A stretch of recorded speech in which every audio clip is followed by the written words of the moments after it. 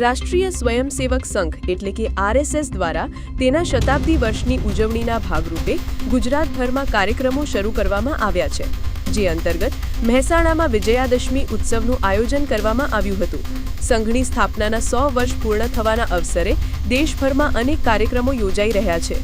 માત્ર ગુજરાતમાં જ વિજયાદશમી નિમિત્તે 672 કાર્યક્રમોનું આયોજન કરવામાં આવ્યું હતું, જેમાં અંદાજે 1,65,000 સ્વયંસેવકોએ ભાગ લીધો હતો। મહેસાણાનો કાર્યક્રમ પણ આ ભવ્ય ઉજવણીનો એક હિસ્સો હતો, જેમાં મોટી સંખ્યામાં સ્વયંસેવકો અને નાગરિકો જોડાયા હતા।